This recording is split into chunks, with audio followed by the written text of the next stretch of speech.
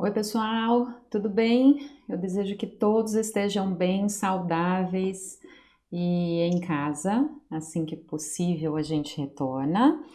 Então, hoje a gente tem uma aula muito especial, hoje a gente tem uma aula bem dinâmica, então eu espero que vocês estejam animados, preparados, motivados, e felizes, né? Porque hoje a gente vai se movimentar bastante, assim como tem sido as nossas duas últimas aulas. Então, para quem não me conhece, eu sou a professora Lauren Mazei.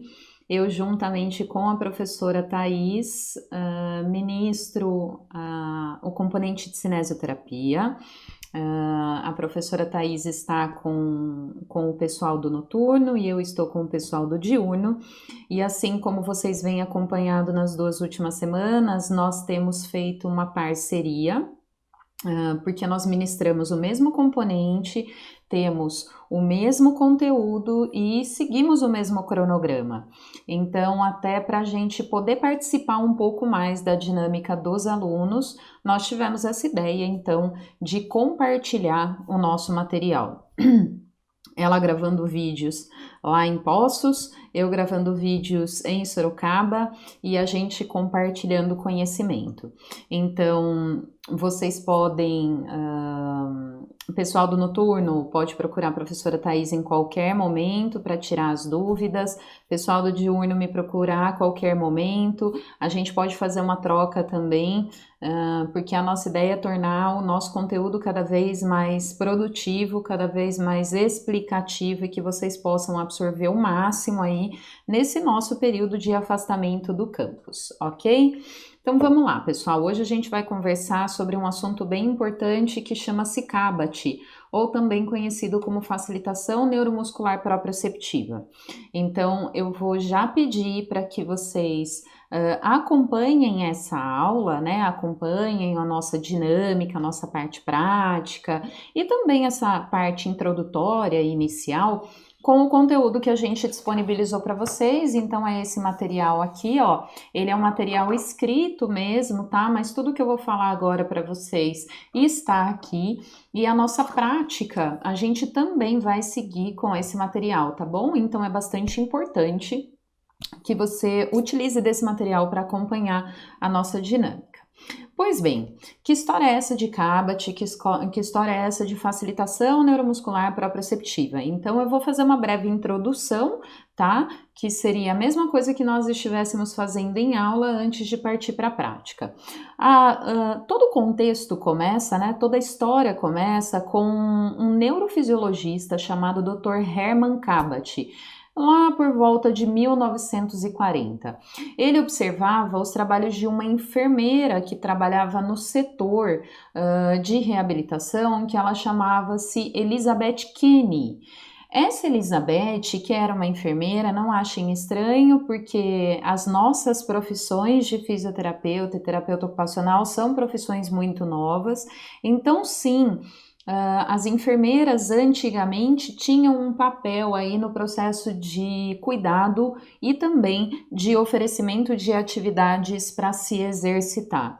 Então, a Elizabeth, ela cuidava especificamente de pacientes que tinham sequelas de poliomielite. E ela acreditava que fazendo exercícios de fortalecimento e de alongamento com esses pacientes, eles tinham uma melhora. O que aconteceu? O Dr. Hermann CABAT começou a observar a prática da Elizabeth e realmente notar que esses pacientes melhoravam a sua condição física, seu estado funcional e a sua independência quando eles faziam a série de exercícios que a Elizabeth propunha. Então, juntou-se o trabalho da Elizabeth com alguns conceitos de neurofisiologia que foram dados pelo Dr. CABAT, tá? O que aconteceu? No que resultou em estratégias mais eficientes para facilitar esses movimentos que eram considerados movimentos funcionais. Então é muito legal que a gente já vê aquele conceito, né? Quando a gente fala que duas cabeças pensam melhor que uma, realmente é isso, né? Às vezes a gente pode ter um pouco mais de conhecimento numa área, um colega tem um pouquinho mais de conhecimento em outra área e esses conhecimentos se complementam. É daí que vem o início do histórico da criação do método Cabot, tá? Que a gente ainda vai falar que o conceito de método ele ainda é um pouco pequeno, mas é assim como ele é conhecido, tá? Método Cabot. Então, Elizabeth, uma enfermeira que propunha exercícios para melhora aí no fortalecimento, no alongamento, né, uma melhora funcional, e o Dr. Herman Cabot entrando com os conceitos de neurofisiologia, entrando com estratégias mais eficientes. Pois bem, chega uma nova pessoa nessa história. Chega um cara chamado Henry Kaiser. Quem era o tal do Henry Kaiser, que não é da cerveja Kaiser, tá? Henry Kaiser, ele era um industrial, ele era um rico industrial, mas ele tinha um filho que era doente. O filho dele sofria de esclerose múltipla. E justamente por conta de querer oferecer o melhor para o filho, ele se interessou muito pelo trabalho da Elizabeth e do Dr. Cabot, certo? Então, o primeiro cenário de oferecimento desse tipo de abordagem para alguém de fora foi realmente com o filho do Dr. Kaiser. Então, o que o Cabot falou? Olha, talvez seja melhor a gente procurar um fisioterapeuta. Por quê? Porque foi exatamente neste momento que a fisioterapia começou a aparecer, né, no conceito de reabilitação. Não que Elizabeth foi descartada de forma alguma, foram os exercícios que ela começou a fazer que deram o start a toda essa história, mas então iniciou-se a busca por um fisioterapeuta para compor essa equipe, e isso aconteceu por volta de 1945, com a primeira fisioterapeuta do método chamada Meg Knott, né, que é Meg de Margaret.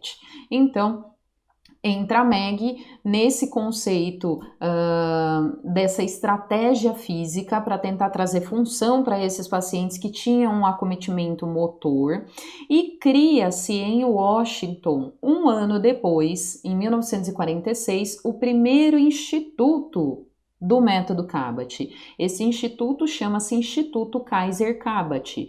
Ele existe até agora, tá? Por que Kaiser Cabot? Porque a partir do momento que o Kaiser começou a se interessar pelo trabalho do Dr. Cabot, o Kaiser começou a financiar, ou seja, a investir no desenvolvimento do método. Foi muito legal e aí 3 anos depois deu muito certo, né? O instituto, alguns pacientes eram direcionados para o instituto por quem eles eram tratados, pelo Dr. Cabot, pela Elizabeth, que era enfermeira, e pela Meg, que era fisioterapeuta. E 3 anos depois, eles abrem em Valejo o instituto, aonde a Meg, que foi a primeira fisioterapeuta, começa a ensinar o método para outros fisioterapeutas. Então, olha só, isso em 1948. Então, a gente tem aí a abertura de um outro centro em 50 em Santa Mônica, tá? Então, a gente teve a abertura de alguns centros e em 52 chega uma outra pessoa para compor essa equipe, que foi a Dorothy Voss. A Dorothy Voss entrou com novos conceitos, ampliando um pouco a visão dos exercícios, mais conceitos neurofisiológicos, pensando em tipos de estímulos que eram captados por determinados receptores. E daí, então, que o método ganha o nome, em 54, de facilitação neuromuscular proprioceptiva.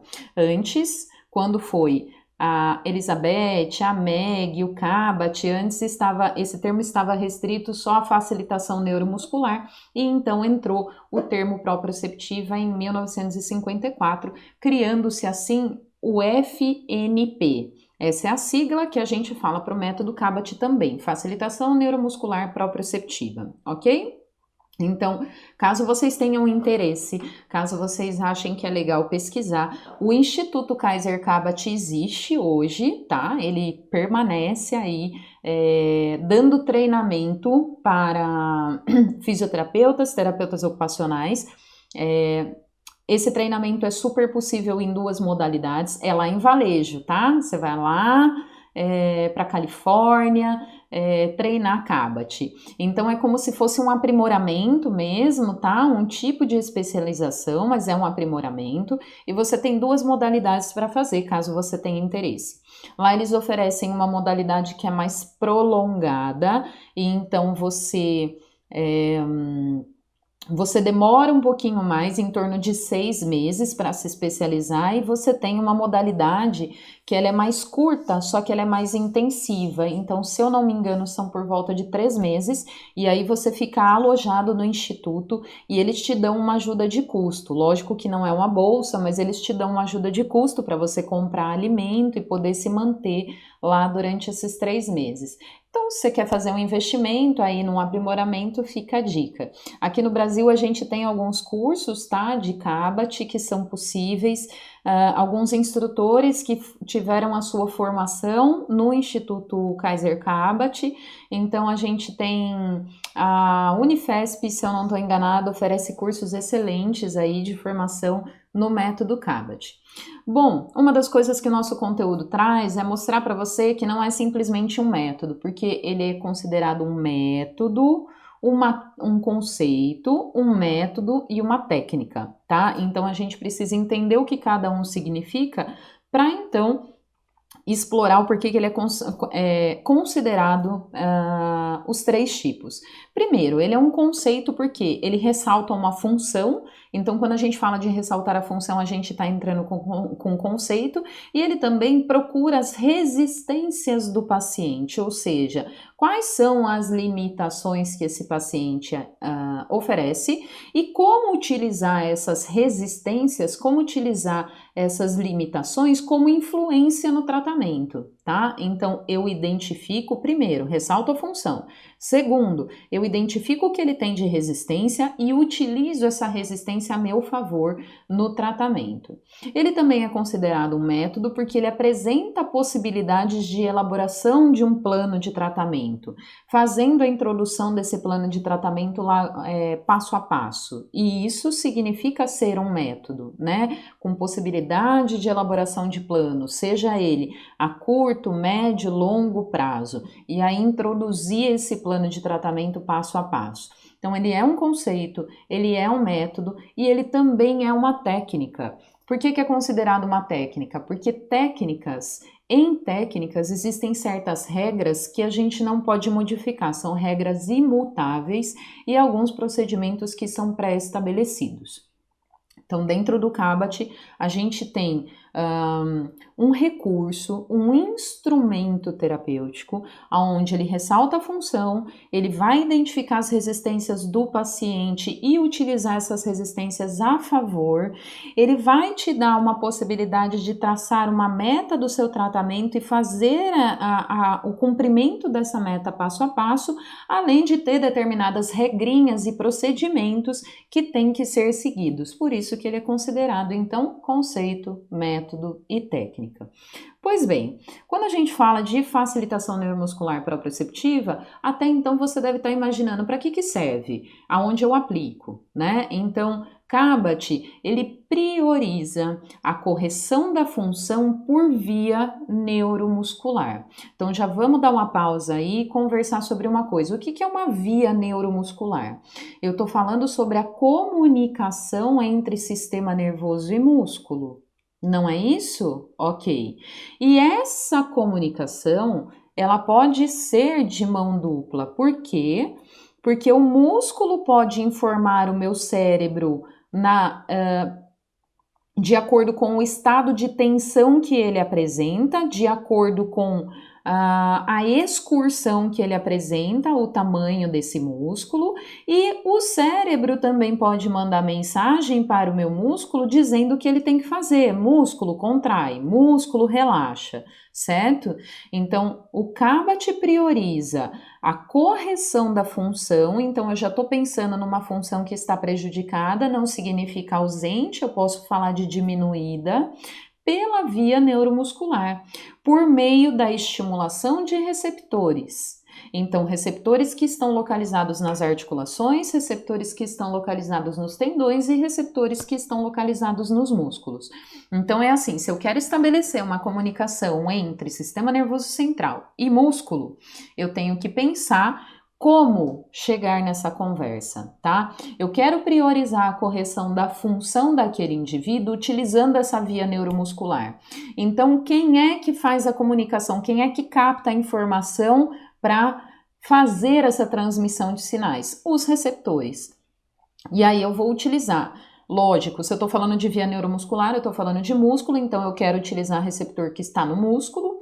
Se o músculo, para se inserir numa estrutura óssea, ele usa de um tendão, eu quero pegar o tipo de receptor que está localizado nesses tendões. E se os músculos, ao contraírem, promovem o movimento das articulações, eu também quero pegar os receptores localizados nessas articulações, tá? Então, eu uso receptores articulares de que forma? Que eu posso transmitir a informação ou entrar em contato com esse tipo de receptor. Quando eu vou dar um tipo de informação que ele capta. E os nossos receptores articulares, e aí a gente está falando também de propriocepção, eles captam informações quando a gente oferece o tipo de movimento de tração ou coaptação articular. O que significa isso, Lauren? Então, vamos imaginar que essa é uma superfície óssea, esta daqui também é uma superfície óssea, e a gente vai afastar as superfícies ósseas. É como se eu pegasse com uma mão, na minha mão, a outra mão no terço distal do antebraço e puxasse essas extremidades, ou seja, eu afasto as superfícies articulares. Quando eu afasto, eu estou oferecendo para essa articulação uma informação de tração. E quem capta essa informação são os meus receptores articulares. Assim como se eu pegar essas superfícies articulares e aproximar, apertar as superfícies, eu estou oferecendo a coaptação articular. E quem vai captar também é esse tipo de receptor, receptor articular.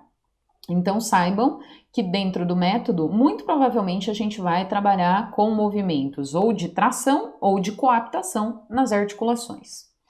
Músculos. Como que eu posso ativar os receptores que estão no músculo? Então, primeiro a gente tem que identificar quem é o receptor que está no músculo. É aquele receptor que capta a velocidade de acordo com que é exercido uma força de estiramento no meu músculo. Ou seja, ele é um receptor que ele é sensível à velocidade de mudança de comprimento do músculo, que é o meu fuso muscular. E ele está localizado lá no meu músculo. Então, de que forma que eu posso ativar o fuso muscular? Estirando, ou seja, esticando esse músculo muito rapidamente, porque ele capta as variações de velocidade. Então, se eu dou um estímulo de estiramento para esse músculo, eu faço com que eu ative o fuso muscular. E qual é a resposta que ele me dá? Ele me dá o reflexo de estiramento, certo?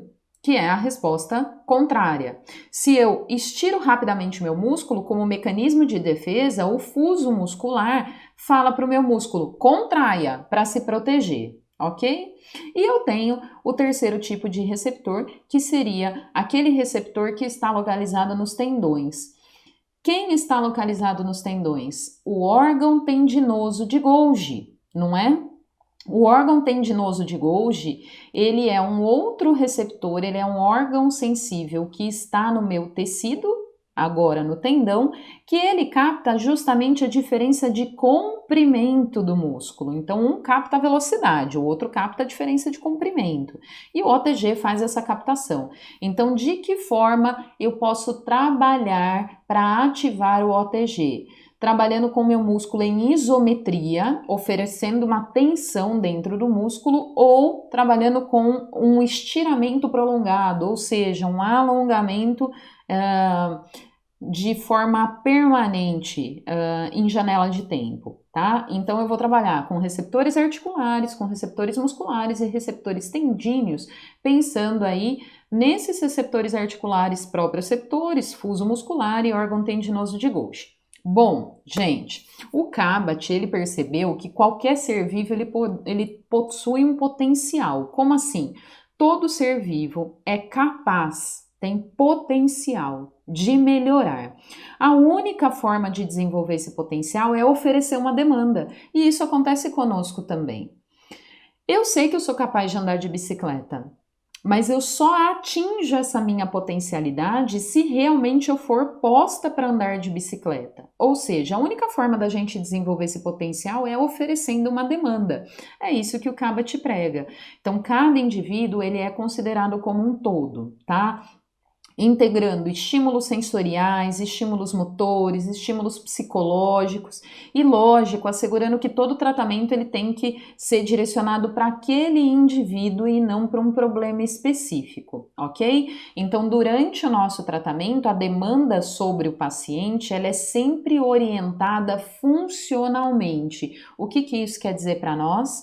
Durante o nosso tratamento, a demanda que eu ofereço para o paciente, o trabalho que eu ofereço para esse paciente, esse trabalho ele tem que ser orientado de acordo com a função, tá? Porque os nossos músculos, a gente estuda na cinesiologia os músculos isolados, origem, inserção, função, não é isso? A função principal desses músculos, mas a gente tem que entender que no nosso corpo esses músculos trabalham em conjunto, eles são um grupo que trabalham simultaneamente, agonistas, antagonistas, e eles funcionam de maneira sincrônica e simultânea. Então, dentro da filosofia do método, pessoal, nós temos alguns tipos de alguns tópicos que são importantes a gente ressaltar. Eu tenho 7 tópicos principais, que são a abordagem positiva, uma abordagem funcional, o princípio da irradiação, da resposta máxima, do aprendizado motor, uma atividade contínua e uma função máxima. Lauren, muita calma, o que é isso? Então vamos lá, vou explicar rapidamente. A abordagem positiva é quando o tratamento ele é direcionado para o que o paciente consegue ou ele é capaz de fazer. É lógico que eu vou tentar sempre ultrapassar um pouquinho o limite para dar demanda, lembra disso? Eu preciso estimular o ganho potencial, então eu preciso oferecer demanda. Mas eu não posso propor para o meu paciente uma atividade que ele é incapaz de fazer. Então isso é uma abordagem positiva, é direcionar o seu tratamento para o que o paciente é capaz de fazer, né? Se ele tem sucesso, ele se esforça mais. Ter uma abordagem funcional é pensar que esse tratamento ele tem que iniciar no mesmo nível funcional do paciente, né? Eu não posso pensar em iniciar o meu tratamento numa atividade demasiadamente complexa, sendo que ele está numa atividade simples ainda. Então, a abordagem funcional é considerar o nível funcional que seu paciente apresenta. O princípio da irradiação é um princípio importantíssimo dentro do Cabot.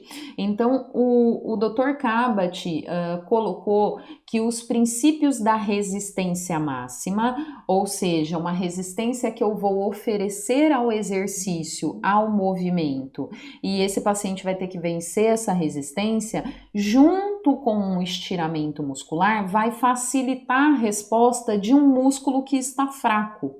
Ou seja, eu imponho uma resistência e imponho um estiramento a um músculo que está mais forte, e quando esse músculo fizer força para vencer essa resistência, ele vai acabar irradiando essa resposta para aquele músculo que está mais fraco. Então a gente acaba recrutando o músculo mais fraco pela utilização do músculo mais forte.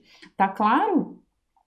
Existe o princípio da resposta máxima, né? Então, a resposta máxima é quando eu quero atingir a resposta máxima de forma mais eficaz para esse paciente, e quando eu quero atingir essa resposta e essa eficácia, eu quero alcançar uma consciência do movimento, eu quero alcançar um ganho de força, eu quero ganhar coordenação desse movimento, além de ganhar um endurance, né, uma resistência muscular.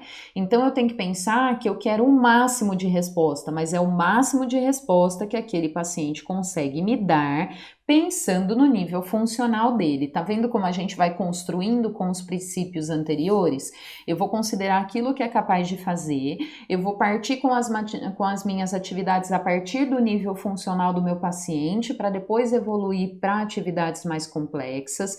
Vou pensar que eu vou trabalhar com músculos fortes para irradiar essa resposta para os músculos fracos, buscando uma resposta máxima para me trazer força, para me trazer consciência, para me trazer coordenação, mas dentro do limite da possibilidade de realização do nosso paciente.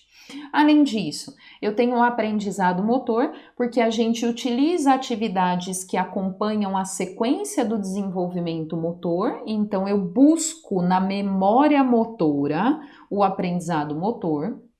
Atividade contínua. Por que a gente usa o princípio da atividade contínua? Por conta da repetição. O que a gente sabe, que eu já falei algumas vezes para vocês?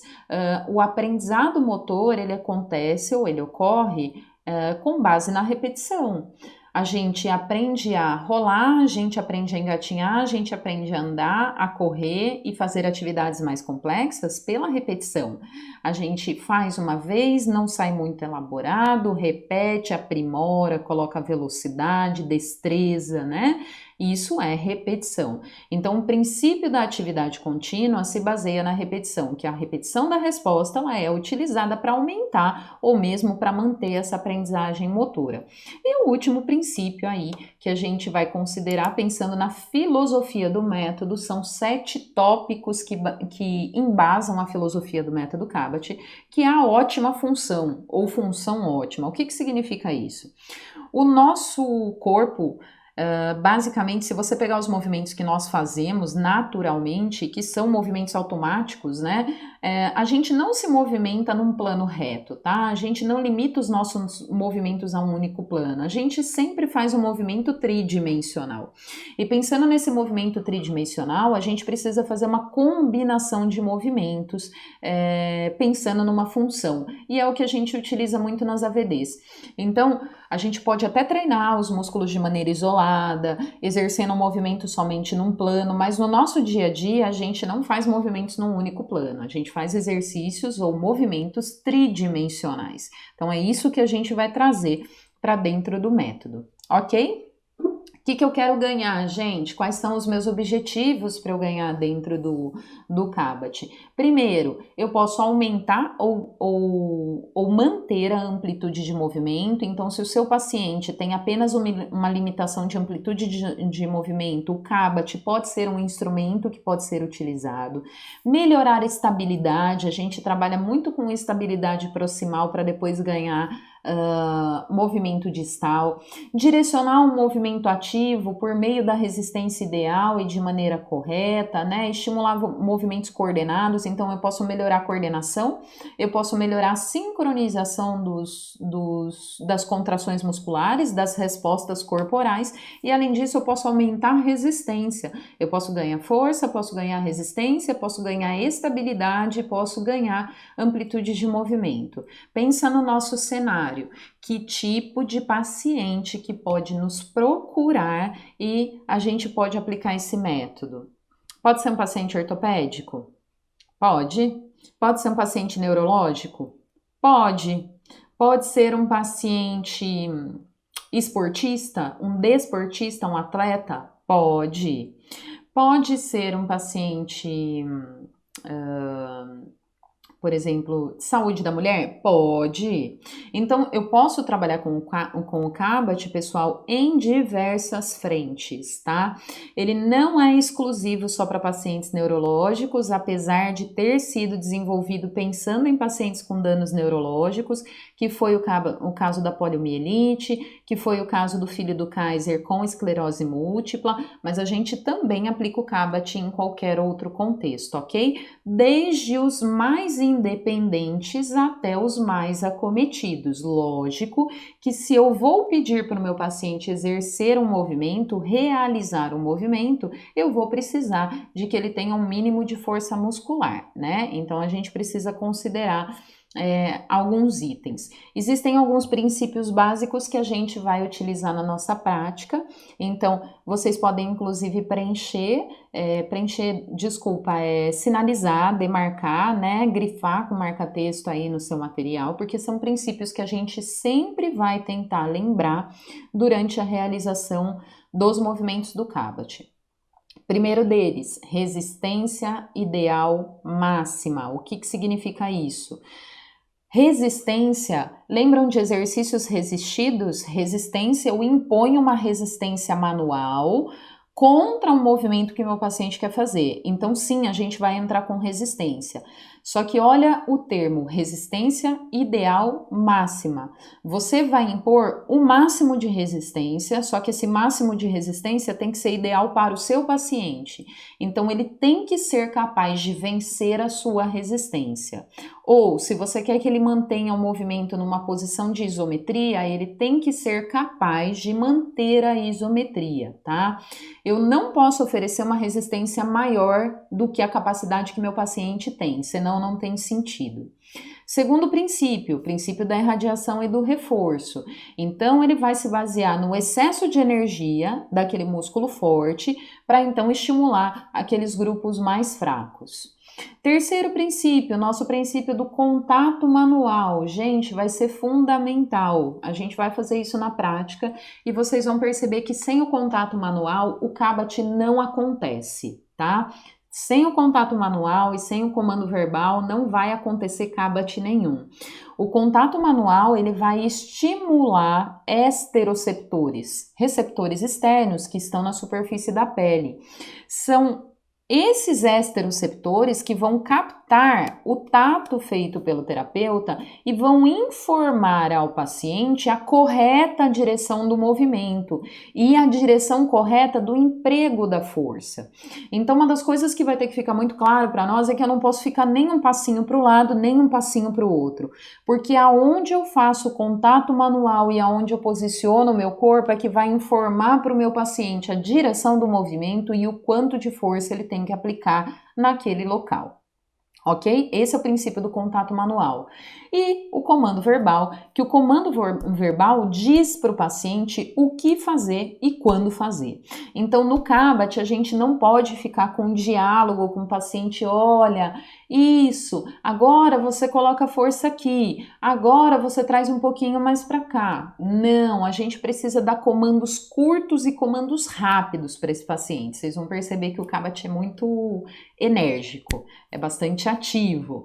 Então, a gente vai ter que falar para ele, quando eu falar força, você faz força, combinado? E força, força, força, mais, vamos, 1, 2, 3, entende? São contatos muito direcionados, muito rápidos, porque senão o paciente se perde, tá? O comando verbal junto com o contato manual, eles são os pontos que vão direcionar a execução desse movimento. Bom, eu também tenho o estímulo visual, sempre que possível a gente entra com o estímulo visual, então o feedback visual ajuda muito o paciente a controlar e também corrigir o movimento, né? Além de promover uma contração muscular mais potente. Então, sempre que possível, porque às vezes não é, dependendo do decúbito que a gente vai trabalhar, a gente pede para o paciente acompanhar visualmente o movimento. Como assim? Olhar para o movimento, acompanhar com a cabeça e com os olhos o movimento que a gente está executando. Princípio da tração, e aí a gente tem tração, coaptação, estiramento. Tudo depende daquilo que eu quero estimular para o meu paciente. Então, tração, só lembrando, é quando eu afasto as extremidades articulares, tá? E os efeitos da tração, eles são causados pela estimulação dos receptores articulares. Então, quando eu realizo tração, pessoal, é quando eu quero facilitar um movimento, quando eu quero adicionar um alongamento ao músculo, ou quando eu quero fazer com que esse movimento ele seja mais livre, mais fluido, tá? Então, tração é indicada para facilitar o movimento e adicionar um componente de alongamento. Já coaptação, que é a aproximação das superfícies articulares, ela é utilizada para promover estabilização. também é utilizada para facilitar a tomada de peso, quando eu quero trabalhar com cocontração, quando eu quero trabalhar com contração de músculos antigravitacionais, né? Então, não é no mesmo momento, não é no mesmo exercício que eu vou trabalhar tração e coaptação. Ou eu trabalho com um ou eu trabalho com outro. Se você quer facilitar a execução do movimento e quer adicionar um componente de alongamento, a gente coloca tração. Se você quer oferecer mais estabilidade, mais controle para aquela articulação ou para aquele segmento, aí a gente trabalha com coaptação. O estiramento, o reflexo de estiramento, ele vai estar presente sempre. Então, o reflexo de estiramento, ele ocorre quando o músculo é alongado rapidamente, tá? Então, eu alongo rapidamente esse músculo para ele me dar uma resposta de contração. Por isso que a gente dá o estiramento. E, logicamente, o último princípio é o princípio da sincronização, que é a sequência mesmo do movimento. É como se a gente fizesse uma coreografia. Então, a gente ensaia com o paciente, a gente ensina ele a fazer o movimento, né? Porque o movimento coordenado, ele depende de um sincronismo dessa sequência. Então, a gente ensina, a gente repete e repete. Lembram da questão da repetição, né? Do aprendizado motor? Então, a gente ensina, a gente repete, a gente corrige, então a gente executa. E aí, a gente executa durante algumas repetições. E aí, eu tenho um movimento mais sincronizado, ok? Então, só para a gente fechar com relação aos princípios, isso eu sempre estarei de olho em todos os movimentos que eu vou realizar, ok? Eu vou perceber se eu estou colocando a resistência ideal, se não é resistência de mais ou se não é resistência de menos. Prestar atenção no princípio da irradiação e reforço, porque eu vou buscar a resposta de músculos mais fortes para exercer uma influência nos músculos mais fracos. Percebo se o meu contato manual está adequado, se o meu comando verbal está adequado, se for possível, incrementa o estímulo visual. Verifica se você precisa colocar no seu exercício componente de tração ou componente de coaptação. Nunca se esqueça de dar o reflexo de estiramento, além de fazer um movimento sincronizado. Lauren, surreal, é verdade que precisa prestar atenção em tudo isso? Sim, é verdade. Quando a gente aprende o Kabat, puxa vida, parece muitas tartarugas para tomar conta, né? Se abraça uma, foge outra. Mas não, é super possível, tá? Não se esqueçam, o aprendizado motor é baseado em repetição. Então, se a gente repete, se a gente treina, não é isso? Treino é isso, treino são repetições. Se a gente treina, se a gente repete, é super possível da gente aprender, ok? Só pra gente, então, finalizar essa introdução teórica, que já foi muito mais que introduzida, né? Eu tenho padrões de movimento, pessoal, então é o seguinte, vamos entender como é que é essa coisa de movimento, para então a gente partir para a nossa prática. Os movimentos do método Kabat são realizados em diagonais, ok? Não são movimentos em um plano só. Lembram que a gente falou que movimentos funcionais são tridimensionais? Então, só para dar um exemplo para vocês. Se eu fizer flexão e extensão de ombro, eu estou realizando um movimento somente em um plano, não é isso? Flexão e extensão, eu estou no plano sagital. Confere? Se eu fizer abdução e adução de ombro, eu também estou executando o movimento num plano só, que é no meu plano frontal. Se eu fizer rotação externa e rotação interna de ombro, ou rotação lateral, rotação medial, eu também estou realizando os movimentos em apenas um plano, que é o meu plano transversal. Funcionalmente, a gente não faz movimento em um plano só. A gente faz movimentos tridimensionais ou triplanares em 3 planos. Então, verifiquem. Eu vou pegar um objeto e vou trazer para minha boca. Olha a minha mão. A minha mão estava mais direcionada para o lado de fora e aí ela veio para dentro. O que eu fiz? Abdução. Não foi isso? Estava estendido e fletiu. O que eu fiz? Flexão. Além disso, o meu antebraço estava pronado e aquele supinou, né? Com isso eu parti de uma rotação interna de ombro e fui para uma rotação externa, né? Então eu parti para outro plano. Perceberam como os movimentos eles são triplanares? E normalmente os nossos movimentos são realizados em diagonal, tá? Essas diagonais elas são pré-estabelecidas, tá? Porque na nossa arquitetura muscular, as nossas fibras musculares, a grande maioria delas é disposta em diagonal. Justamente porque os nossos movimentos são triplanares, tá? Então, por meio da projeção de algumas paralelas, que aí eu vou mostrar para vocês na prática, cada articulação proximal, e aí a gente está falando da articulação do ombro, está falando da articulação do quadril, e a gente também vai falar das cinturas escapular e pélvica, produz duas diagonais. Eu tenho aquelas diagonais que se aproximam da linha média do corpo, trazem o movimento para dentro, tá? Essas diagonais, elas são chamadas de diagonais funcionais. E eu tenho aquelas diagonais que se afastam da linha média do corpo. Essas diagonais que se afastam são chamadas de primitivas. Então, só para você conseguir guardar, eu vou dar uma dica. Como que eu guardei essa informação? O que é uma diagonal funcional, o que é uma diagonal primitiva? Um dos nossos instintos mais primitivos, tá? Um dos nossos instintos mais primitivos e que prevalece até a nossa morte é o medo. Porque o medo faz você se proteger daquilo que pode ser nocivo e faz você ter cuidado. Então, normalmente, quando a gente tem medo, o que a gente faz? A gente se afasta, olha, de longe, não se aproxima tanto, não é isso?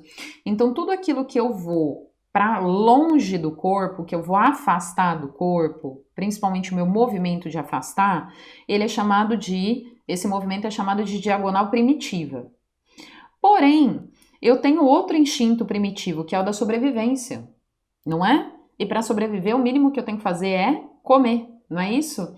Então eu tenho que buscar longe, ó, eu tenho que pegar, afastei meu braço, afastou da linha média, primitivo, só que eu quero comer, para eu comer eu tenho que exercer um movimento, então eu pego essa coisa que está longe e trago para mim. Trazer é uma função. Então, tudo aquilo que se aproxima da linha média são diagonais funcionais e tudo aquilo que se afasta da linha média são diagonais primitivas, tá? Então, olha só, eu vou parar por aqui um pouquinho, vou cortar nosso vídeo, né? Vou me preparar, trocar de roupa, prender o cabelo. Espero que vocês reservem um espacinho aí, né? Então reserva, pode ser no tapete, pode ser no colchonete, pode ser na cama, aonde você tiver de espaço. Se inicialmente, enquanto você estiver assistindo o vídeo, você não tiver ninguém para praticar, eu aconselho que você pelo menos realize os movimentos junto conosco, tá? Realize os movimentos corporais. E se você tem a possibilidade de alguém estar disponível aí na sua casa nesse momento, faz os movimentos com essa pessoa. Se você não tem, deixa para fazer os movimentos depois, mas realize esses movimentos porque é muito importante. Inicialmente, quando a gente entrar nas diagonais, você pode pensar que o comando é meio complicado, mas não é. Então, eu vou tentar organizar aí da melhor maneira possível para a gente conseguir ver esses movimentos de todos os ângulos, combinado? Então, ó, separa o seu material. Não esquece que a gente vai utilizar o material durante a prática, tá? Separa o material, troca de roupa, coloca uma roupa confortável, vê o espaço que você vai fazer e a gente já continua, tá bom?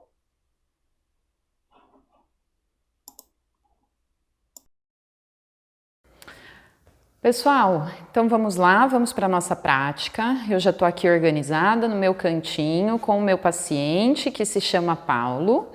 E a gente vai começar com as diagonais de escápula, de pelve e depois de membro superior, tá?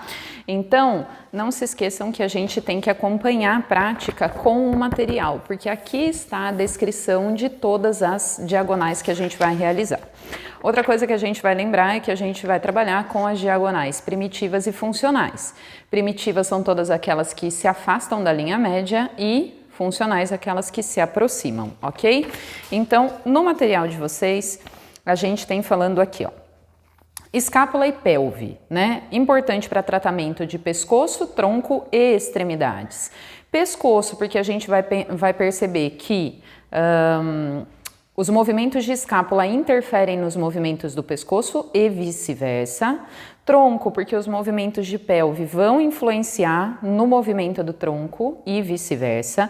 E também porque quando a gente utiliza as extremidades, seja membro superior, seja membro inferior, a gente trabalha com movimentos escapulares e movimentos pélvicos, né? Pensando nas cinturas. Então, o que eu tenho que começar a observar quando eu vou fazer a prática? Primeira coisa, posicionamento do meu paciente. Então, para as diagonais de escápula e pelve, a gente sempre trabalha em decúbito lateral, quando eu trabalho em maca ou quando eu trabalho em tatame. Paciente lateral, a gente fica atrás do nosso paciente, certo? Ele tem que estar com a coluna alinhada, com apoio de cabeça ou a cabeça apoiada no braço, com quadril e joelho fletidos próximos a 90 graus e na beirada da maca, ok? A gente não deixa ele no meio da maca. A posição do terapeuta, isso é extremamente importante, tá? Então a gente vai perceber, lembrando dos princípios, né, que a gente fala do contato manual, do comando verbal. Então o terapeuta, ele tem que estar na diagonal que será realizada. Eu não posso estar nem um passinho para o lado, nem um passinho para o outro, porque é o meu corpo que vai auxiliar a minha mão a oferecer uma resistência. Se eu me coloco fora da diagonal, eu não consigo transferir a resistência no ponto adequado, que é onde a gente faz o contato manual. E se eu não transfiro a resistência no ponto ideal, o meu paciente vai entender que ele tem que fazer um movimento para outro lado, tá? É por isso que é uma cadeia, tá? Eu, terapeuta, tenho que me posicionar na diagonal, ok? Braços e mãos alinhados com o movimento que será realizado, então sou eu, terapeuta, meus braços e minhas mãos alinhadas com a diagonal que será realizada. E o contato manual, ele sempre se opõe ao movimento que ele vai fazer. Então, por exemplo, se ele vai fazer um movimento para frente, eu vou colocar as minhas mãos na frente, para minha mão se opor ao movimento que será realizado, justamente porque eu vou oferecer uma resistência, tá? A gente está falando de um exercício que ele é resistido, de um método que ele oferece uma resistência durante a realização.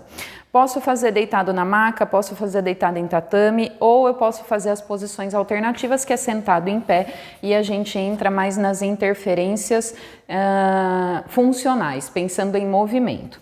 Então, antes de eu entrar nas diagonais de escápula, eu imprimi uma escápula para ficar um pouquinho mais fácil da gente enxergar, tá? Essa é a nossa escápula. Então, o que a gente vai fazer? A gente vai imaginar quais são os movimentos possíveis que a escápula faz em diagonal, tá? Porque a gente tem duas diagonais básicas. Na verdade, são 4 movimentos que a gente faz em 2 diagonais. Então, se eu colocar minha escápula aqui, pessoal,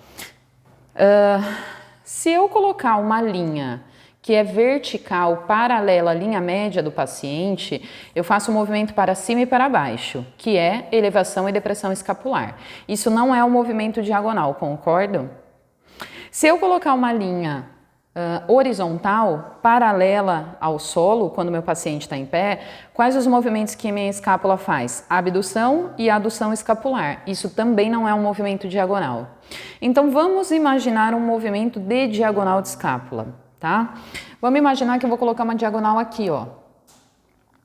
Então, imagina que essa escápula, ela vai seguir esse movimento diagonal, ó. Ela vai fazer esse movimento aqui. Para onde ela tá indo? Percebe que ela sobe um pouquinho? Então, ela sobe, ok? Só que ela também vai para frente, ó. Ela escorrega para frente, ela tende a ir para a face anterior do corpo. Essa diagonal chama-se anteroelevação, porque ela vai para frente e vai para cima, ok? Na mesma diagonal, ela tem um movimento contrário, não é? Ó, se eu inverter o movimento, nessa diagonal aqui, a minha escápula faz isso aqui, ó. Então, ela desce e vai para trás. Ela vem mais para a face posterior do corpo. Então, a mesma diagonal eu tenho um movimento de anteroelevação, posterodepressão, ok? Se eu inverter a diagonal, colocar uma outra diagonal aqui, olha os movimentos que a minha escápula faz. Se ela for nesse sentido superior, a escápula vai subir e vai para dentro, né? Aliás, vai para o dorso, vai para trás. Então, esse movimento é chamado de póstero, porque atrás, elevação, porque está subindo. E o movimento contrário, dentro da mesma diagonal, ó o que a escápula vai fazer. Ela vai descer e vai para frente, vai para anterior. Então, essa diagonal aqui chama-se anterodepressão. Então, eu tenho a anterelevação e o contrário é a posterodepressão, e eu tenho a posterelevação e o contrário é a anterodepressão. Combinado? Então, para cada diagonal, a gente tem essa descrição. Vamos começar nessa aqui, ó. Anterelevação, posterodepressão. Então, primeira coisa que eu tenho que me preocupar é com o posicionamento do terapeuta, não é? O terapeuta tem que estar alinhado na diagonal, mãos, braços, membros superiores alinhados com a diagonal e mãos também. Contato manual, região anterior do acrômio. Então, olha onde eu vou pegar, região anterior do acrômio. Ação. A ação é como a gente ensina esse paciente, o movimento que ele vai fazer. Puxar o ombro em direção ao mento, o queixo, ou ao olho contralateral. Então, é a maneira como eu vou dar o comando para ele, na verdade, é a maneira como eu vou ensiná-lo a fazer esse movimento. Por que que essa diagonal é importante, anterelevação? Porque ela facilita a rotação do tronco, ela facilita a flexão do tronco e ela faz uma irradiação de força para músculos ventrais. Então, de repente, aquele seu paciente que tem uma fraqueza de músculos ventrais e você quer bolar algum exercício que facilite o recrutamento dessa musculatura, eu posso trabalhar com uma diagonal de escápula no Cabot. Tudo bem? Então, vamos lá. Anterelevação. Aonde é o contato manual? Face anterior do acrômio. Então, eu tenho que estar na diagonal. E aí, pessoal, eu já vou chamar a atenção daquele negócio que eu não posso estar nem um pouquinho para o lado, nem um pouquinho para o outro, tá? Se eu estiver na diagonal, colocar a minha mão, fizer o contato manual no local adequado, o meu corpo transfere a resistência para o meu braço e o meu braço transfere a resistência para a minha mão. Então, ele vai entender que ele tem que vencer uma resistência que está dentro da diagonal, por isso que o movimento acaba saindo. Se eu me posiciono um pouco para o lado e colocar o contato manual, fizer o meu contato manual aonde seria adequado, eu não tenho como transferir essa resistência de forma adequada para esse ponto. Então, por mais que eu coloque a mão aqui, o corpo dele recebe a informação de que a resistência está sendo aplicada aqui no braço. E em vez dele fazer o movimento em diagonal, ele vai fazer o movimento só para frente. Entenderam? Então, olha só. Estamos na diagonal.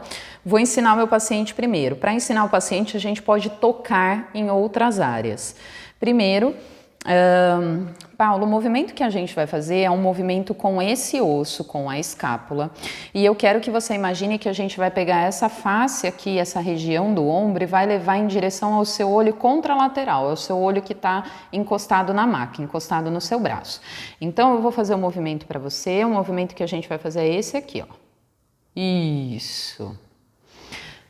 Coisas que a gente tem que estar de olho, pessoal. Um olho no peixe, outro no gato, tá? Observe sempre se o seu paciente permanece alinhado durante a execução do movimento, se ele não compensa com a outra cintura, que é a cintura pélvica, e se ele não está fazendo força com o braço de cima, tá? Para não sair movimento compensatório. Então vamos lá, ó. Vou repetir o movimento de novo com você, a gente vai levar lá no olho contralateral. Seu paciente aprendeu?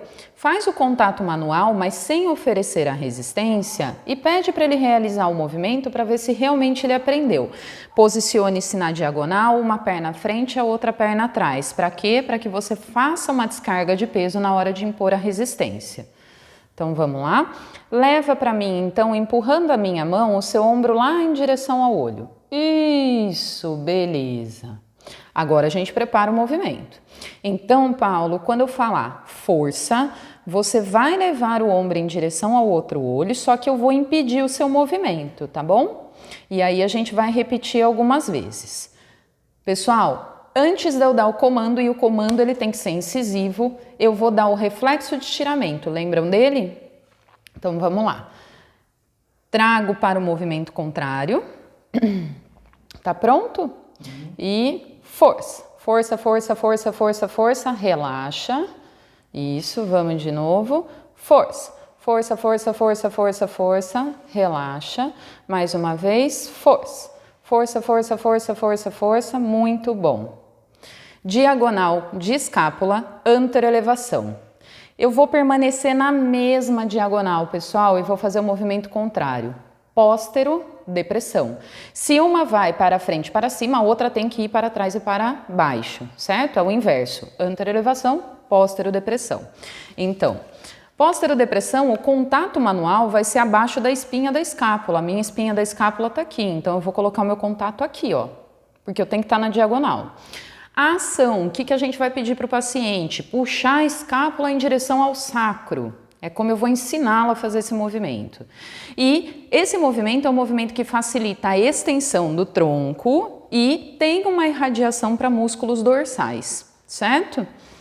Então, Paulo, agora a gente vai fazer o movimento contrário. A gente vai trazer esse seu ombro em direção ao cofrinho, tá bom? Então, o movimento é esse aqui, ó. Isso. Vamos fazer junto de novo. Muito bom. Achei que ele aprendeu. Vou fazer meu contato manual. Só empurra a minha mão e repete o movimento. Beleza, relaxa. Eu quero ele um pouquinho mais aqui para baixo, tá bom? Vamos lá. Empurra a minha mão. Boa, excelente. Foi.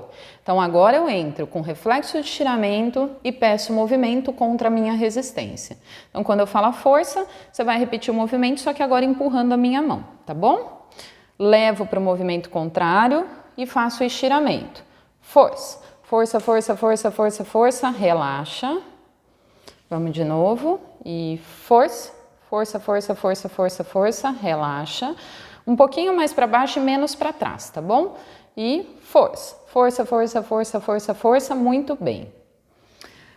Diagonal, anteroelevação, póstero, depressão. É o nome da diagonal, por isso que a gente tem duas diagonais. Diagonal, anteroelevação, póstero, depressão. Vou trocar de diagonal, agora eu fico de costas para lá, de frente para cá. Olha só. Agora eu vou para frente, só que eu vou para baixo. Então, diagonal, antero, depressão. Onde é o contato manual? Processo coracoide. Vocês lembram onde é o processo coracoide, pessoal? Um pouquinho abaixo da clavícula, cerca de 2 dedos abaixo da clavícula, tá? Só que a gente não consegue encaixar as duas mãos aqui na frente. Então, eu posso fazer uma adaptação de colocar a outra mão na face posterior do acrômio, ok? Só que eu tenho que dar o comando verbal para ele, que a ação é de puxar o ombro em direção ao umbigo, ok? O que esse movimento vai ajudar? Vai facilitar a ação de músculos ventrais. Então, agora, eu vou orientar meu paciente que o movimento é levar o ombro em direção ao umbigo. Então, ele vai fazer esse movimento aqui, para frente e para baixo. Sendo que uma mão, ela tem que estar aqui no processo coracoide e a outra mão eu posso encaixar aqui atrás, de preferência espalmada, certo? Então, eu vou puxar um pouquinho.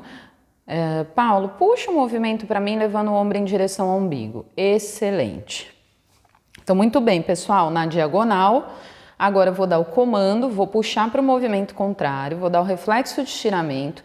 Quando eu falo a força, você faz o movimento, combinado? E força. Força, força, força, força, relaxa.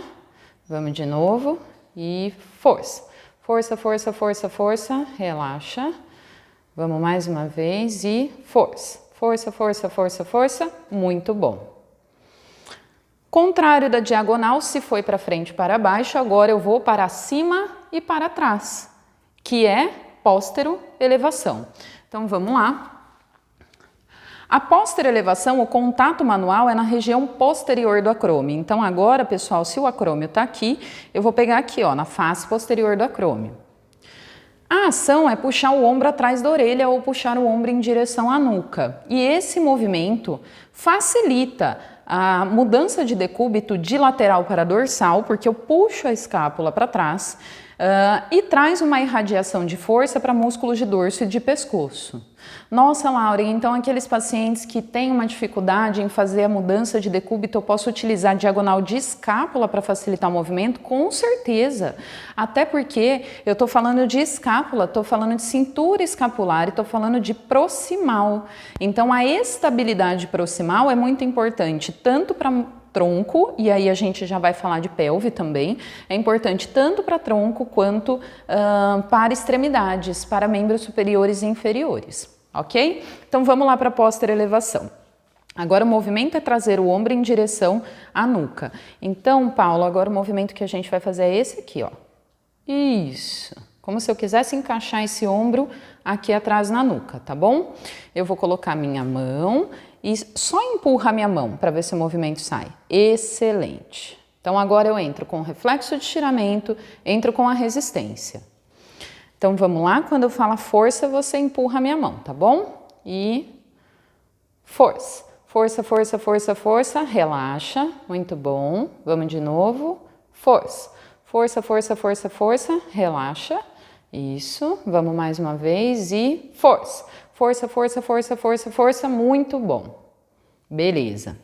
Tudo bem, pessoal? Diagonal de escápula. Então eu tenho a anteroelevação, póstero-depressão. Eu tenho que estar na diagonal e para os dois movimentos eu estou na diagonal.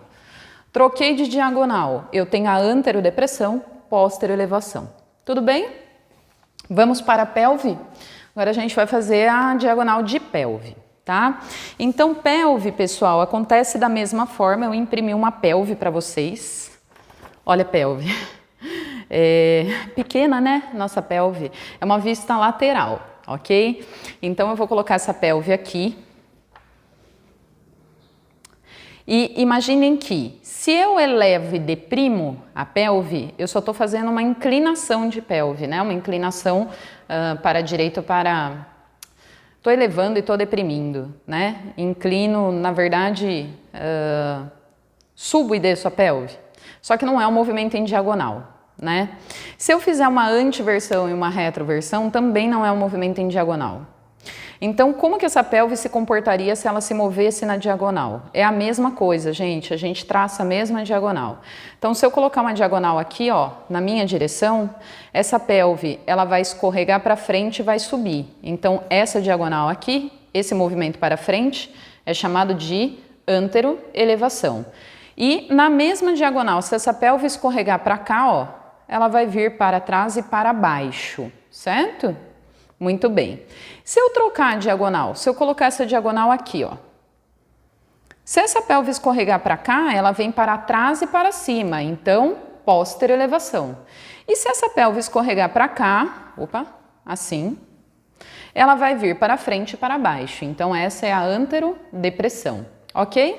Então, vamos começar com a anteroelevação, que é essa diagonal, neste movimento. Contato manual, espinha ilíaca anterosuperior. Se você ainda não fixou que a espinha ilíaca anterosuperior, pessoal, é aquele ossinho bem pontudo que a gente tem aqui na cintura, tá? Que por mais que eu tenha massa muscular ou tecido adiposo, a gente consegue palpar muito facilmente. E é ele o nosso contato, com as duas mãos, mãos sobrepostas. Qual é a ação? Como que eu vou ensinar o meu paciente? Eu vou puxar a pelve em direção ao olho, sempre o olho contralateral, para ser um movimento diagonal. O que esse movimento me facilita? Facilita a flexão de tronco, faz uma irradiação para os músculos oblíquos do abdômen, então eu fortaleço a musculatura abdominal e tem interferência ou melhora, então a gente pode trabalhar com diagonal de pelve para melhorar o balanço inicial e o balanço médio durante a fase de balanço da marcha. Nossa, então aquela aula que a gente teve de marcha há um tempo atrás, se meu paciente tem um déficit na fase de balanço, eu posso entrar com uma diagonal de pelve? Com certeza. E vai ter muita influência, ok? Então vamos lá, estou na diagonal. Vou posicionar minha mão na espinha ilíaca anterosuperior, só que antes eu vou ensinar o movimento para o meu paciente. Então, Paulo, pessoal, eu vou fazer o seguinte, eu vou tirar o braço dele um pouquinho do lugar para vocês enxergarem, mas o ideal é que esse braço ele fique apoiado aqui, tá bom?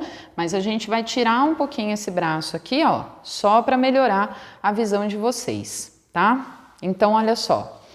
Paulo, o movimento que a gente vai fazer, a gente vai levar essa pontinha do osso aqui em direção ao seu outro olho, tá bom? Então, ó, vamos fazer o movimento junto. Isso. E o movimento de pelve, ele é mais curto, tá bom, pessoal?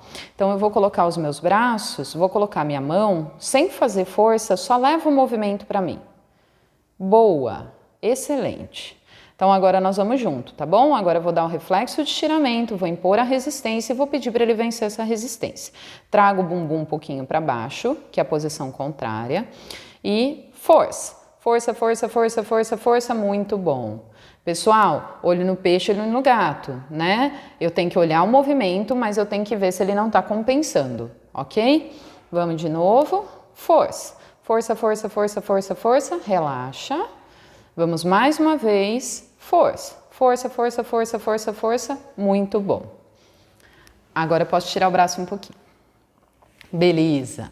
Vou fazer, ó, o movimento contrário na mesma diagonal. Então, se eu fui para frente, para cima, anterodepressão, agora é o contrário.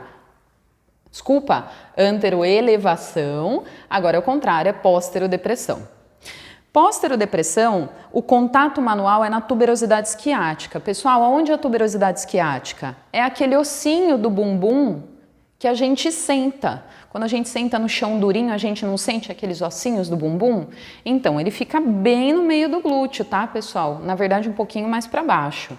Então, não se esqueça, é seu paciente, peça licença, avise que você vai tocar no glúteo dele, tá? E ó, é toque com firmeza, tá? Porque você está oferecendo um recurso terapêutico. Por isso que o seu paciente, ele tem que ter essa confiança de que o seu toque não tem malícia.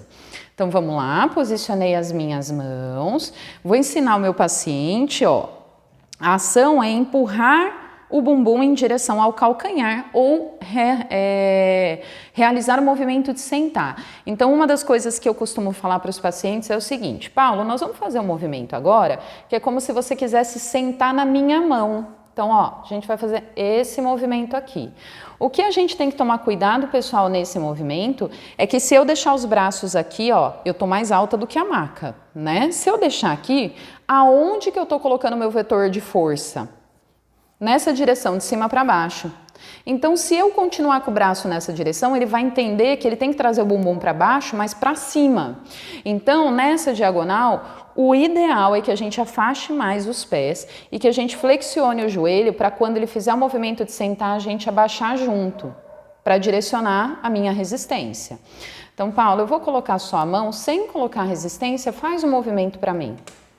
Boa! Muito bem. Então, agora eu vou dar o reflexo de estiramento e pedir o movimento. Quando eu falar força, você empurra a minha mão, tá bom? E força.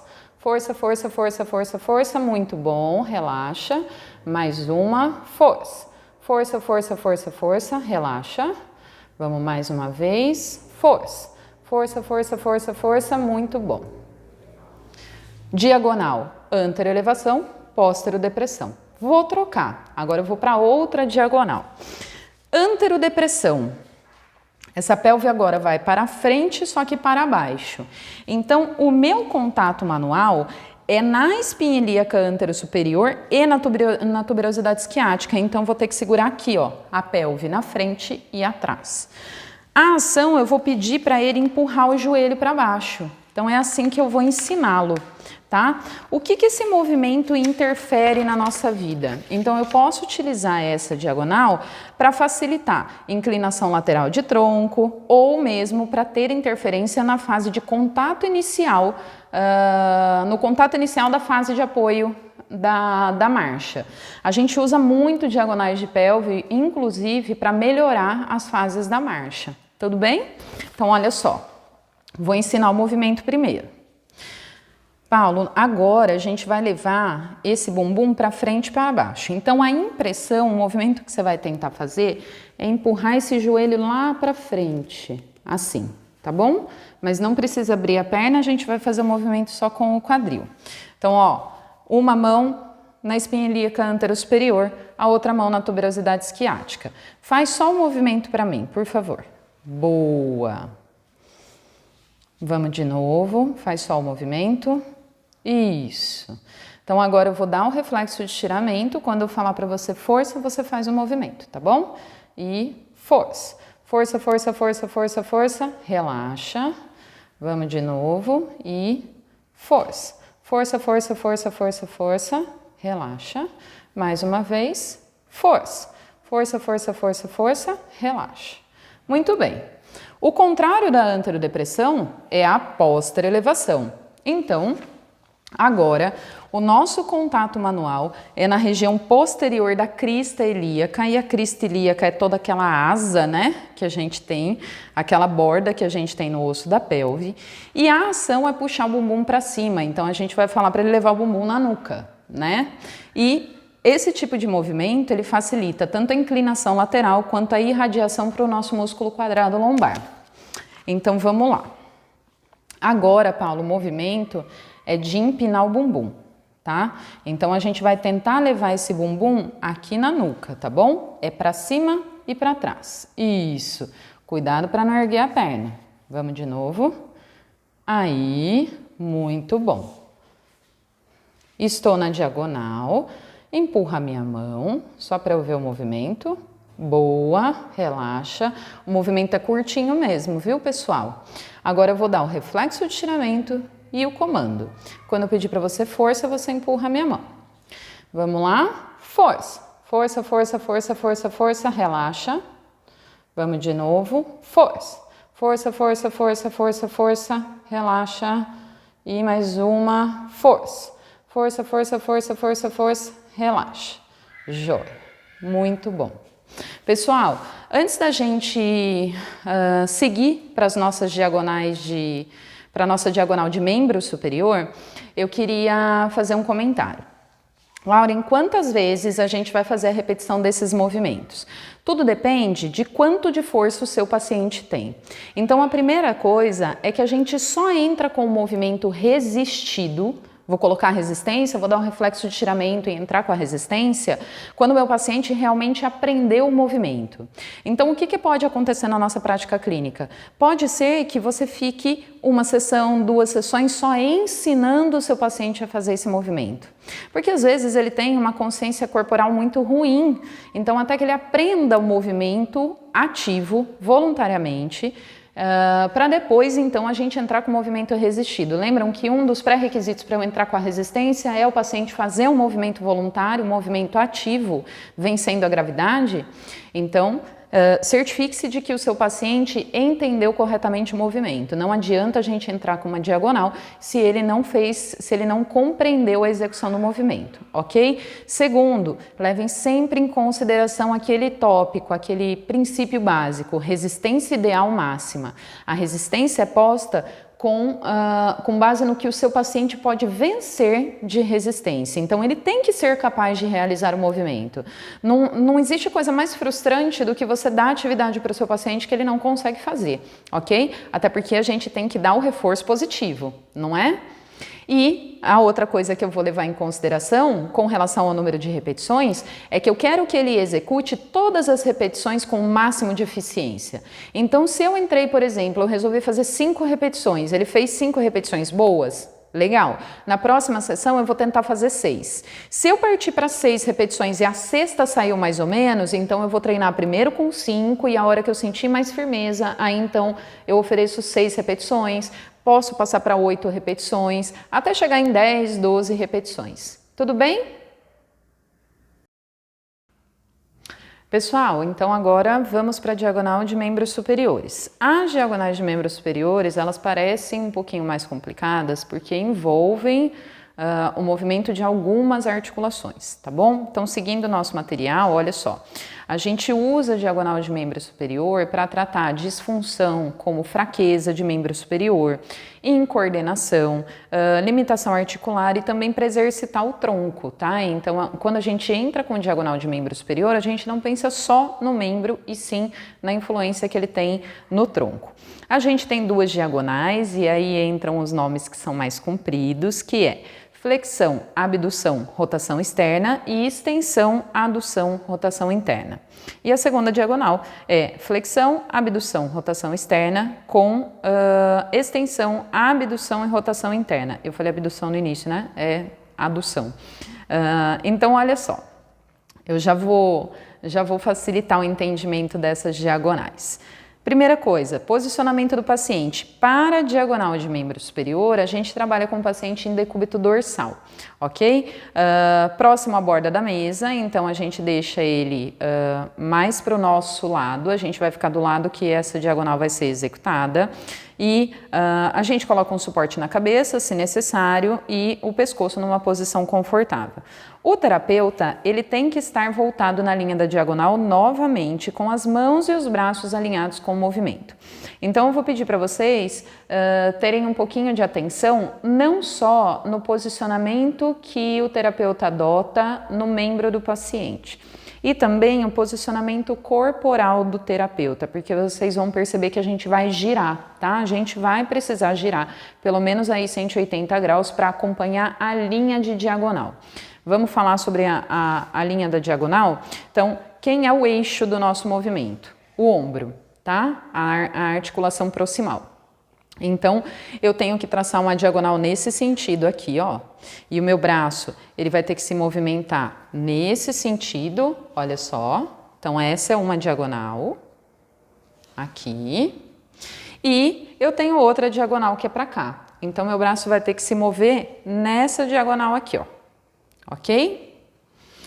Quando a gente fala das diagonais de membros superiores, o nome da diagonal é o movimento que será realizado, ok? Então, vamos para a primeira diagonal. Ela chama-se flexão. Então, são todos movimentos que são executados pelo ombro, tá? Flexão, adução e rotação externa. Eu tenho que chegar nesse movimento. Então, eu tenho que partir do movimento contrário. Vamos de novo? Olha só.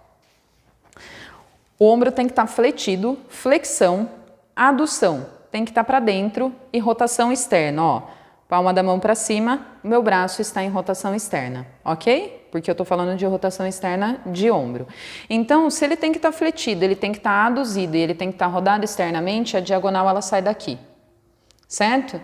Para que eu chegue nesse movimento, eu tenho que partir do movimento contrário. Então, o que eu tenho que fazer? Eu tenho que fazer extensão, abdução e rotação externa. Olha só, meu braço está estendido, está abduzido e está rodado internamente. Desculpa, eu falei externo, né? Desculpa a troca. Internamente. E é daqui que a gente vai partir. Muito bem. Contato manual. Uma mão vai ficar na região palmar e a outra vai ficar na região distal do húmero, acima do cotovelo. Qual mão, Lauren? Bom, a gente vai ter que imaginar que quando eu estiver no final do movimento, eu vou ter que estar com a mão aqui, certo? Então, pessoal, entra o posicionamento do terapeuta, ó. Vou girar o corpo para estar na linha da diagonal, ok? Então, essa minha mão aqui estará na face palmar e esses dedos estarão estendidos e com extensão de punho. Eu não vou rodar externamente lá, então aqui eu tenho que rodar internamente. Por que as minhas mãos têm que estar aqui? Porque são essas mãos que vão oferecer resistência, ok? Então essa mão vai oferecer resistência na região palmar, porque ele vai terminar a diagonal com os dedos e punho fletidos. E essa mão vai rodar internamente o braço, porque ele vai tentar fazer a rotação externa, certo? Então eu vou ensinar o paciente. De que forma? Vocês vão perceber que está escrito assim na nossa diagonal. Intervalo de tempo, dedo, mão, cotovelo e ombro. Ou seja, eu peço para ele fazer os movimentos em etapas. Então, ele inicia o movimento fazendo flexão de dedos, flexão de punho, rotação de braço, né? Ó, dedo, mão, cotovelo e punho. Então, aí eu peço para ele rodar o braço, né? Rodar a mão para cima e subir o ombro até o olho contralateral. Tudo bem? Vou ensinar o paciente primeiro a fazer. Então, pessoal, ó, vou posicionar, eu vou entrar na diagonal, tá? Só para vocês enxergarem o posicionamento das mãos. Vou rodar internamente e vou falar para o meu paciente, ó, Paulo, você vai dobrar os dedos, dobra o punho, vai rodar o braço para cima e vai levar esse braço lá em direção ao olho contralateral. Pessoal, estou na diagonal, ok? Estou com os braços alinhados na diagonal, então eu tenho que voltar para o mesmo lugar. Abre os dedos, punho, roda o braço para baixo e voltou. Tudo bem? Na hora que eu for executar o movimento, pessoal, eu vou dar o reflexo de estiramento. Aonde? Na mão. Eu vou fazer isso aqui, ó. A hora que eu fizer esse movimento, significa... Deixa a mão soltinha. A hora que eu fizer esse movimento, se eu vou dar um reflexo de estiramento e pedir para ele força, que daí ele vai fletir os dedos, fletir o punho, rodar o braço externamente e fletir, abduzir e fletir o ombro, ok? Então, além desse movimento, lembram que eu posso dar o estímulo de tração ou coaptação? Tração, se eu quero aumentar a amplitude de movimento ou se eu quero dar um reforço para o alongamento, e coaptação, se eu quero aumentar a estabilidade. Aonde esse tipo de estímulo é dado? No ombro. Então, vocês vão perceber que durante a execução do movimento, eu vou fazer isso aqui, ó. Eu vou estar puxando o braço dele para cima, porque eu vou tracionar a articulação, ok? Mas é bem sutil. Vamos lá. Paulo, primeiro a gente vai fazer o movimento sem reflexo de estiramento, a gente só vai ensaiar, tá bom? Então vamos lá. Ó, pessoal, vou começar aqui com punho estendido e dedos estendidos. Ó, dobra os dedos, dobra o punho, roda o braço para cima e leva lá no olho contralateral. Muito bem, relaxa, vamos voltar. Vamos mais uma vez. Dedos, punho, roda o braço e leva lá para cima. Excelente. Muito bom. Então, agora eu vou entrar com o reflexo de estiramento e o comando, pessoal. Tá pronto? Quando eu falar força, aí você vai fazer o movimento. E força. Dedos, punho, roda o braço, sobe, sobe, sobe, sobe. Isso. Relaxa. Nós vamos de novo. Relaxa, solta o braço. Isso. Quando eu falar, força. E aí você vai fazendo conforme eu vou pedindo. Dedos, punho, braço. Tá bom? Vamos lá. Força, dedos, punho, braço, leva lá para cima. Força, força, força, relaxa. Muito bom. Essa, pessoal, é a diagonal. Flexão, adução, rotação externa. A mesma diagonal, a segunda parte, é exatamente o contrário. Então, é extensão, abdução, rotação interna. Então, agora eu tenho que partir do contrário. Ó, a gente vai partir para a nossa segunda, na verdade, a segunda parte da primeira diagonal. Extensão, abdução, rotação interna. Então, o contato manual é na região dorsal da mão e distal do húmero, porque agora eu vou resistir à extensão. Ele vai começar com dedos e punho fletido e vai terminar com a mão aberta. Intervalos, mesma coisa. Dedo, mão, cotovelo e ombro, ok? Então, agora a gente vai ensaiar. Eu vou partir daqui e, ó, vou rodar externamente, porque eu parto da rotação externa, parto da flexão da adução, flexão de dedos e punho. Pode dobrar e eu vou fazer o contato aqui, ó. Como que eu tenho que estar na linha da diagonal, não é isso, pessoal? Como que a gente vai ensaiar? Então, agora, Paulo, você vai abrir os dedos, levantar o punho, isso. Espera um pouquinho, relaxa a mão, dobra os dedos, dobra o punho.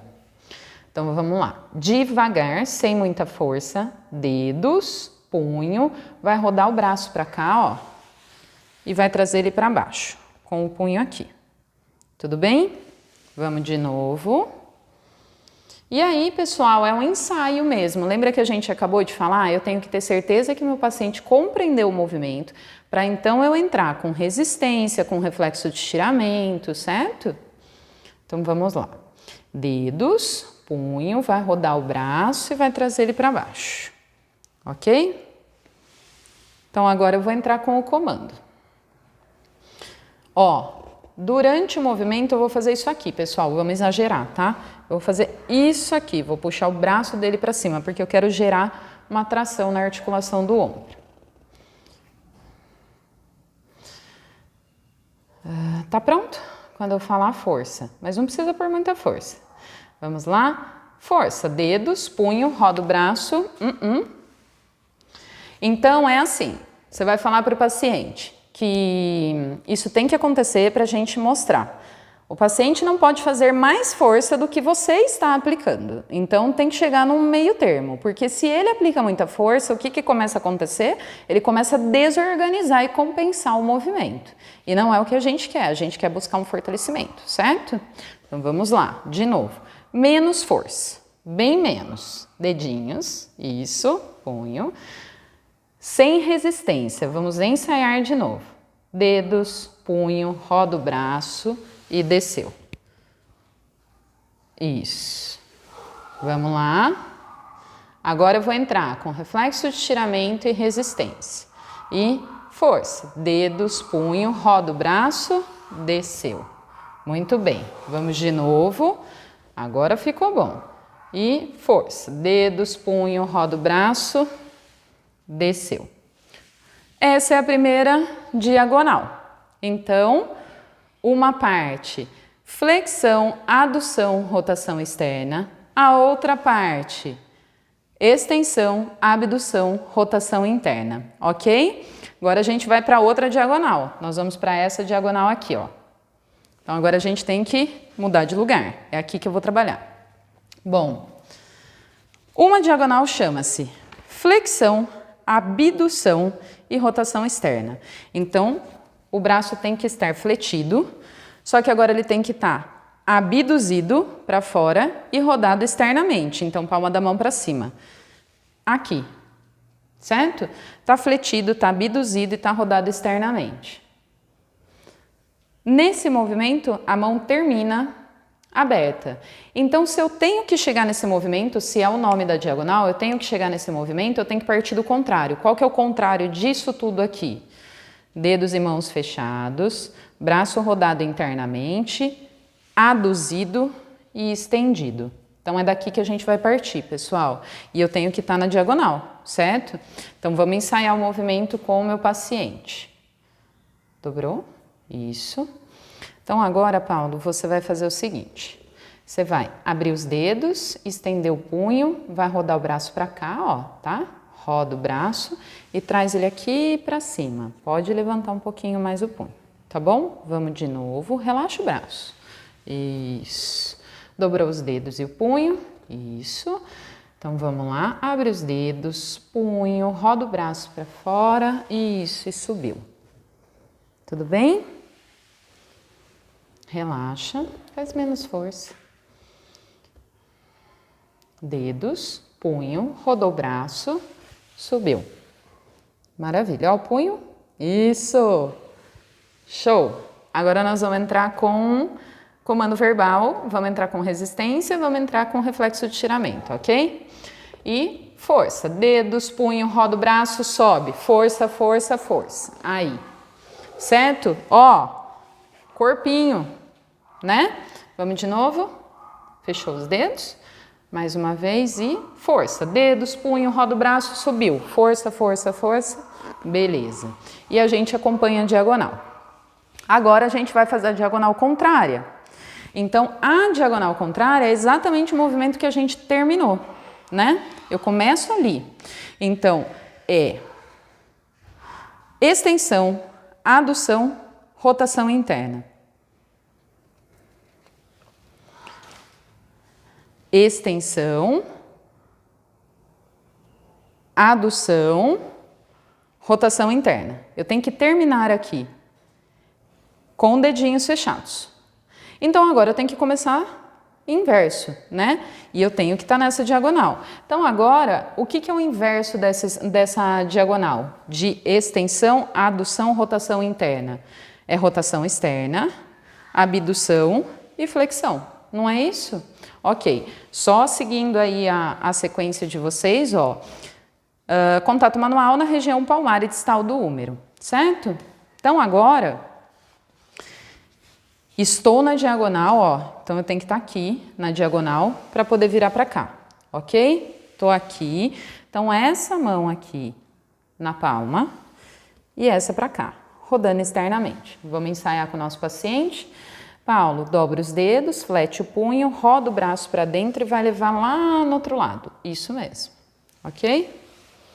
Vamos de novo, abriu, isso.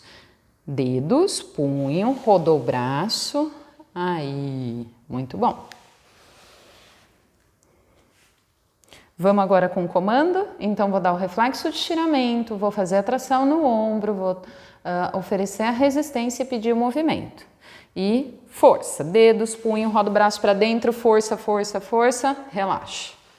Vamos de novo. E força, dedos, punho, roda o braço para dentro, força, força, força, aí, relaxa. Tudo bem, pessoal? Então, olha só, eu gostaria muito, muito mesmo, vou fazer um pedido e um convite para vocês. Gostaria que vocês executassem o movimento em casa, sozinhos, tá? Só para primeiro você ter percepção corporal do que é os movimentos em diagonal. E depois tentar se aplicar em algum familiar, alguém de casa, que vocês vão perceber que a gente precisa treinar o movimento. E é muito legal, inclusive, para a gente saber como dar o comando verbal para o nosso paciente. Existem inúmeros pacientes, pessoal, então às vezes a gente tem que trocar o termo, às vezes a gente tem que insistir mais no treino, tá? Então, se organizem, achem um espacinho, façam um movimento corporal sozinho primeiro, das diagonais, tanto de escápula, quanto de pelve, quanto de membro superior. Convidem um familiar, convidem um irmão para participar, para você poder aplicar as técnicas